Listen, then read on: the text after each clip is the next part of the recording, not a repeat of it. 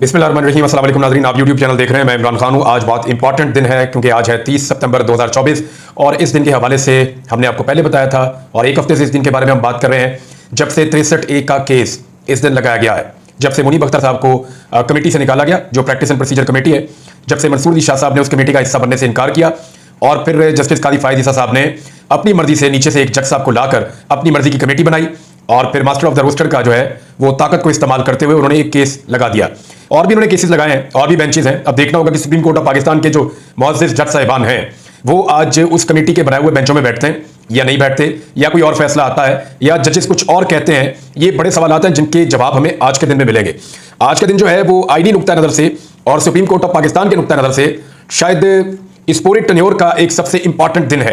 कादी फायद ईसा साहब के लिए आज का दिन सबसे मुश्किल दिन भी हो सकता है और उसकी वजह यह हो सकती है कि देखें, एक उन्होंने ऑर्डिनेंस के जरिए से फौरी तौर पे हंगामी बुनियादों पर जस्टिस मुनीब अख्तर साहब को एक कमेटी से निकाला गया और फिर उनकी जगह के ऊपर एक और जज जो है जस्टिस अमीनुद्दीन खान, उनको कमेटी के अंदर लाया गया।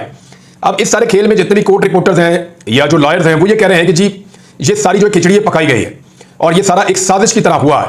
ये सारा खेल है कि 63A के अंदर हुकूमत की मर्जी का फैसला करना है। आज वो केस भी सुप्रीम कोर्ट ऑफ पाकिस्तान में लगा हुआ है। देखना है कि वहां पे जस्टिस मुनीब अख्तर साहब किस तरह की पोजीशन इख्तियार करते हैं, क्योंकि कादी फायद ईसा साहब ने इससे पहले भी एक बेंच बनाया था इसके बारे में और उन्होंने वो बकायदा रिकॉर्ड के ऊपर मौजूद है। बेंच बना तो नहीं था, तश्कील तो नहीं दिया गया था, लेकिन कादी साहब ने प्रपोज किया था और ये कहा था कि जस्टिस मंसूर अली शाह साहब की सरबराही में एक बेंच बने और वो इस केस को सुने। लेकिन उन्होंने कहा यह हंगामी नौयत का केस नहीं है, पहले भी 2 साल से पेंडिंग पड़ा हुआ है, छुट्टियों के बाद सुन लेते हैं। तो अब छुट्टियों के बाद जब जरूरत पड़ी है तो कादी फायद ईसा साहब ने इसी मुकदमे को दोबारा से इस पिटीशन को लगा दिया है, रिव्यू पिटीशन है ये, और अब जब लगाया है तो अपनी सरबराही में एक मुख्तलिफ बेंच बना दिया है। जैसे मुनीब अख्तर उसके अंदर है, देखना है कि वो बेंच में बैठते हैं नहीं बैठते, और अगर बैठते हैं तो क्या केस चलता है, केस अगर चलता है तो फैसला क्या आता है। क्योंकि हुकूमत को अगर आईनी तरमीम करनी है और आईनी अदालत बनानी है या कुछ बड़े बड़े फैसले करने हैं, मौलाना फजलुर रहमान साहब तो कह रहे हैं कि अगर हम इस तरमीम के हक में वोट दे देते तो जो मुसवदा हमें दिखाया गया या जो हुकूमत करने जा रही थी, मौलाना साहब ने बड़ी वजाहत के साथ बहुत क्लियरली उन्होंने ये कह दिया कि जो वो करने जा रहे थे वो एक मार्शल लॉ था, बल्कि मार्शल लॉ से भी बदतर हालात पाकिस्तान में पैदा हो जाते अगर हम हुकूमत के साथ वो आईनी तरमीम करवा देते। तो हमने आइन का तहफ़्फ़ुज़ किया, मौलाना फजलुर रहमान साहब ये कह रहे हैं, और आगे भी वो कह रहे हैं कि हमने वोट तो डालना नहीं है। अब फजलुर रहमान साहब का वोट अगर नहीं डलता तो हुकूमत के, मैंने आपको बताया कि 2 वोट पक्के हुकूमत के टूट चुके हैं, जबकि 1 वोट उनका मजीद खतरे में है। तो यहां हुकूमत को कम से कम भी कोई 12-13 वोटों की जरूरत पड़ेगी। अब ये 12-13 वोट कहां से हासिल करने हैं? क्या पाकिस्तान तरीके इंसाफ के इतने बंदे तोड़े जा सकते हैं? तो जवाब है निश्ता मुश्किल, क्योंकि तरीके इंसाफ ने अपने बंदे अब काबू कर लिए हैं और उन्होंने काफी हद तक काबू कर लिया। यानी अभी भी 3 बंदों के हवाले से ज्यादा रोला पड़ा हुआ है। एक ज़हूर कुरैशी साहब हैं और एक औरंगजेब किच्ची साहब हैं और एक साहिवाल से उस्मान चौधरी साहब हैं। ये विकेट के दोनों तरफ मौजूद हैं और क्लैरिटी के साथ नहीं आ रहे कि आया ये इमरान खान के साथ खड़े हैं या नहीं खड़े, और क्लैरिटी के साथ ये जवाब नहीं दे रहे। पार्टी की क़यादत इनकी इनसे राब्ते कर रही है, इन्हें एंगेज करने की कोशिश की जा रही है। शाह महमूद कुरैशी साहब ने जेल से भी खत लिखा ज़हूर कुरैशी साहब को, जो उनके रिश्तेदार हैं, लेकिन अभी तक कोई सॉलिड वहां से रिप्लाई मौजूद नहीं है जिसमें वो कैटेगोरिकली खड़े होकर ये कह दे कि मैं किसी सूरत भी इमरान खान के खिलाफ नहीं जाऊंगा, किसी सूरत भी किसी आईनी तरमीम को सपोर्ट नहीं करूंगा, जो आइन के ऊपर हमला हो रहा है मैं नहीं होने दूंगा। तो अभी तक उन्होंने नहीं किया, लेकिन इनके ऊपर आने वाले दिनों में फिर पाकिस्तान तरीके इंसाफ प्रेशर अपने कारकुनों के जरिए से बढ़ाएगी या फिर इनके लिए पार्टी के दरवाजे हमेशा के लिए बंद कर देगी। ये सवालात अभी अपनी जगह पे मौजूद हैं, लेकिन आज कुछ चीजों का फैसला हो जाएगा और ये बड़ा फैसला कुन दिन है। मैं कई दिनों से आपको बता रहा था कि 30 सितंबर बहुत इंपॉर्टेंट होगा, तो ये खबरों से भरा हुआ दिन होगा और आज बहुत अहम चीजें होने जा रही हैं, ये आप याद रखिएगा। दूसरा जनाब, जो पब्लिक का प्रेशर है वो भी बढ़ता जा रहा है। अवाम आईने पाकिस्तान के साथ खड़ी हो गई है, अवाम अपनी अदलिया के साथ खड़ी हो गई है और इस हुकूमत के खिलाफ निकल आई है। इसका इंपैक्ट जो है वो अदलिया के ऊपर भी आता है। जब वो देखते हैं कि पाकिस्तान के अवाम उनके पीछे खड़े हैं तो उनमें भी हौसला आता है, उनमें भी जरूरत पैदा होती है। यानी देखिए 6 जजेस ने खत जो है वो उस वक्त नहीं लिखा जब उनके ऊपर जुल्म हो रहा था, बड़े लंबे अरसे तक वो इसको बर्दाश्त करते रहे, लेकिन जब उन्होंने देखा कि 8 फरवरी को अवाम ने दीवार के ऊपर फैसला लिख दिया, शिकस्त और सारी ताकतों को शिकस्त दे दी अवाम ने, तो फिर जजेस के अंदर भी ये जरूरत पैदा हुई कि वो अपनी स्पेस को रीगेन करें। तो अवाम का बड़ा एक जबरदस्त रोल होता है हर चीज के अंदर। अब कराची के अंदर पाकिस्तान तहरीक इंसाफ ने एक रैली निकाली आइन के तहफ़्फ़ुज़ के लिए और उसको हलीम आदिल शेख साहब ने लीड किया। ये उनकी अपनी कॉल थी और बड़ी जबरदस्त रैली थी, बड़ी शानदार रैली थी। उसके मनाज़िर आप देख सकते हैं, उसकी तस्वीर आप देख सकते हैं। तो तहरीक इंसाफ ने कराची के अंदर भी मोबिलाइजेशन की है। हालांकि कराची पे अभी इमरान खान साहब ने अहकाम जारी नहीं किए, अभी इमरान खान साहब ने कराची का नाम नहीं लिया। अभी बुध वाले दिन यानी परसों के दिन 3 शहरों में होने जा रहा है, मुल्तान में, फैसलाबाद में और मियांवाली में। अब इन 3 शहरों को एक साथ मैनेज करना जरा मुश्किल होगा पंजाब गवर्नमेंट के लिए और अगले मरहले में मजीद सरप्राइज भी मिलने जा रहा है। तो इमरान खान साहब शायद कम वक्त देना शुरू कर देंगे ताकि पुलिस की भागदौड़ी लगी रहे। यानी दोस्त बता रहे हैं कि बहुत बड़ी तादाद में, हजारों की तादाद में पुलिस की नफरी को मुख्तलिफ इजलास से इकट्ठा करके रावलपिंडी बुलाया गया था छुट्टियां मनसूख की गई थी। अब इतने पुलिस वाले यहां पे बुलाए गए, रेंजर्स का बंदोबस्त किया गया। अब 3 जिले और हैं, वहां पे क्या किया जाएगा, वहां कैसे पुलिस को इकट्ठा किया जाएगा। उसके फौरन बाद मेरी इंफॉर्मेशन के मुताबिक जुमेरात जुमे को इमरान खान साहब फिर अगला मरला भी दे रहे हैं। जनाब इसके बाद कहां पे एहतजाज होना है। तो पाकिस्तान में तो बेशुमार शहर हैं, तो अगर ये इसी तरह ये सिलसिला जारी रहा तो हुकूमत के लिए इनसे निपटना बहुत मुश्किल हो जाएगा और ये पूरी एक तहरीक बनती चली जाएगी। तो आज का दिन जो है वो इंपॉर्टेंट है और हमें देखना पड़ेगा कि आज और क्या होता है। इसमें एक चीज मैं आपको बताऊं कि एमक्यूएम ने भी हुकूमत को धमकी लगा दी है और बड़ी अजीब बात है, एमक्यूएम के मामला जो होते हैं वो नॉर्मली उनके सियासी और मफादात के मामला होते हैं। उनकी एक लंबी तारीख है, वो जब भी कभी थोड़ी सी सीटों के साथ किसी हुकूमत का हिस्सा बनते हैं तो वो उनको ब्लैकमेल करते ही रहते हैं। हम हुकूमत छोड़ने लगे हैं, हम अपोजिशन के बेंचों पे बैठ जाएंगे, फिर कुछ लेके फिर बैठ जाते हैं। तो अभी एमक्यूएम को पता है कि आईनी तरमीम के चक्कर में है हुकूमत, और अगर ये आईनी तरमीम वाला टाइम गुजर गया तो फिर बाद में ब्लैकमेलिंग करने के लिए कुछ बचेगा नहीं, क्योंकि एमक्यूएम अगर बाहर भी निकल जाती है तो पीपल्स पार्टी और पीएमएलएन मिलकर भी हुकूमत चला ही लेंगे। एमक्यूएम के 21 बंदों के बगैर भी उनका काम चल जाएगा। एमक्यूएम ने कोई सीट नहीं जीती। जितने लोग कराची में रिपोर्ट करते हैं, रिपोर्टर्स, जर्नलिस्ट, वो कहते हैं कि हैदराबाद और कराची में एमक्यूएम को 17 सीटें दी गई हैं और ये दी गई हैं। इनमें अगर आप 1 या 2 के ऊपर कहें कि एमक्यूएम जीती है तो शायद कोई मान ले, शायद कोई जर्नलिस्ट मान ले, वो ये भी मानने के लिए तैयार नहीं है। जो इंडिपेंडेंट ऑब्जर्वर्स हैं, जितने लोगों ने आजादाना तज्जिया किया, उन्होंने कहा एमक्यूएम तो जीती नहीं, पूरा कराची हार गई है, पूरा का पूरा हैदराबाद हार गई है, तो इनको जबरदस्ती 17 सीटें दी गई। वो सारी पाकिस्तान तरीके इंसाफ की सीटें दी, वो छीन कर इनको दे दी गई और इनकी फिर वो 21 हो गई, क्योंकि इनको थोड़े से वो मिल जाती हैं साथ में मखसूस नशिस्तें। तो एमक्यूएम कह रही है कि जी हमारे मैंडेट का एहतराम किया जाए, यानी एमक्यूएम का जो असल मैंडेट है ना उसका एहतराम किया जाए, तो इनकी 21 सीटें वापस इनसे लेके वो उनको दे दी जाए जो वो जीते हैं। एमक्यूएम भी यानी क्यामत की निशानी नहीं है, तौबा करनी चाहिए, कानों को हाथ लगानी चाहिए कि एमक्यूएम कह रही है कि हमारे मैंडेट का एहतराम किया जाए। कराची में आप आज इलेक्शन करवाने दोबारा, आप 1 साल बाद इलेक्शन करवाने दोबारा, जो कुछ एमक्यूएम ने इस कराची के साथ किया है, और ये जो एमक्यूएम के जितने भी लोग हैं ये सारे फॉर्म 47 वाले हैं, जाली फॉर्म 47 के ऊपर आकर बैठ गए हैं और चौड़े होकर कहते हैं जी हमारे मैंडेट का एहतराम किया जाए। अगर मैंडेट का एहतराम होता ना तो आप यहां होते ही नहीं, आपको इस्लामाबाद की फ्लाइट ही ना मिलती।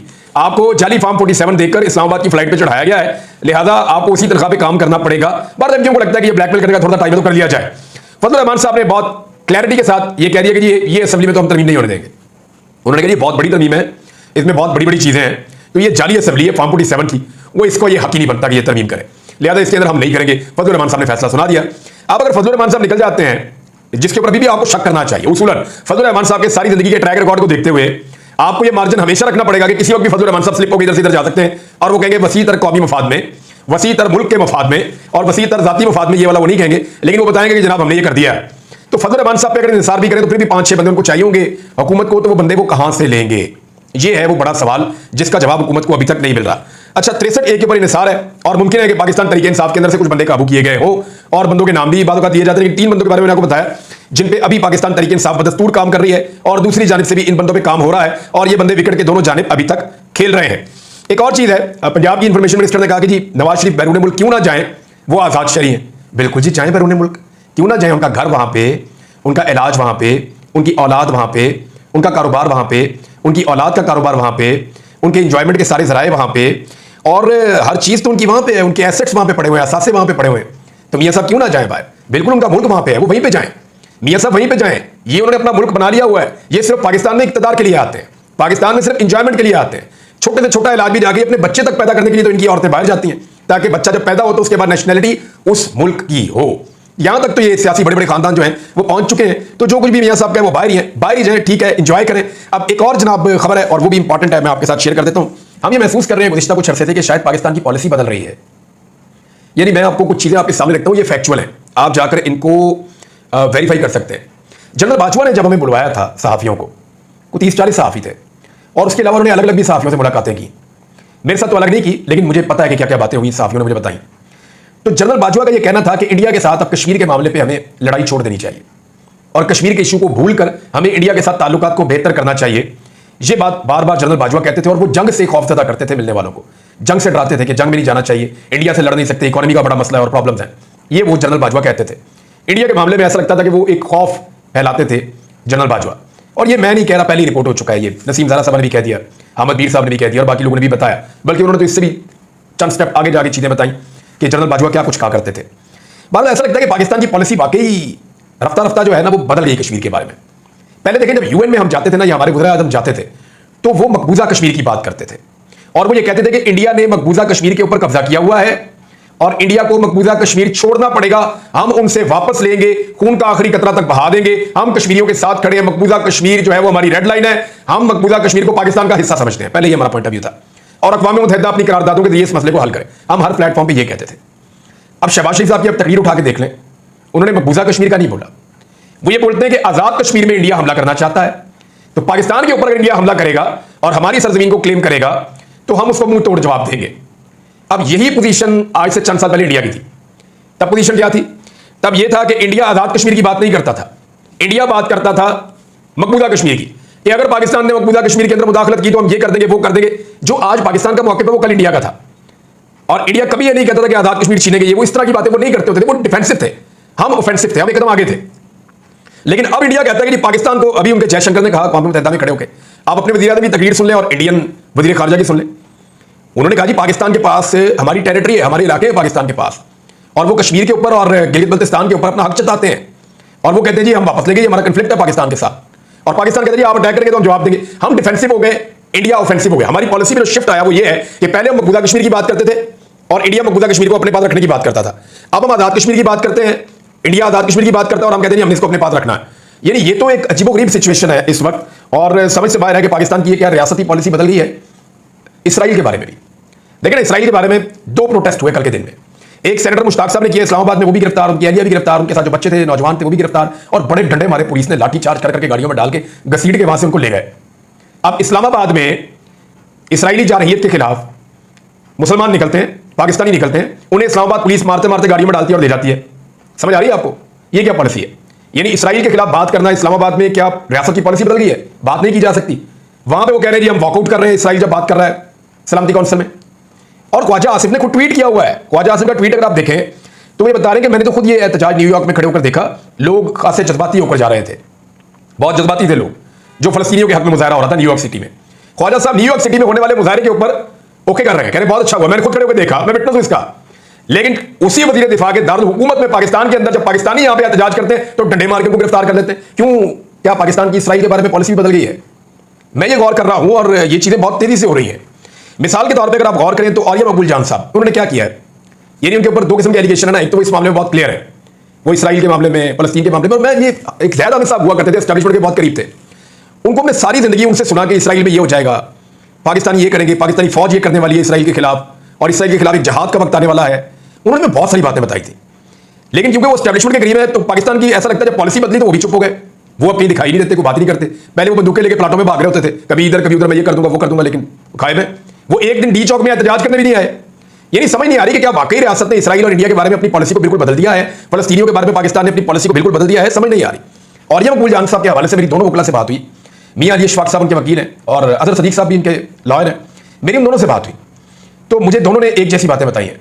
मियां अली इशफाक साहब ने मुझे बताया कि हमने बहुत कोशिश की है, ऐसे होता नहीं है, और ये साहब का केस बार बार लगता है और फिर नहीं सुना जाता, फिर लगता है फिर नहीं सुना जाता। जानबूझकर एक दिन वो कहते हैं हमने बड़ी कोशिश की, हमें 42वां नंबर मिला, फिर दोबारा बहुत कोशिश की, हमें 32वां नंबर मिला, अब हमने दोबारा बहुत कोशिश की, हमें 13वां नंबर मिला। हमारी कोशिश है कि इस मुद्दे को सुना जाए।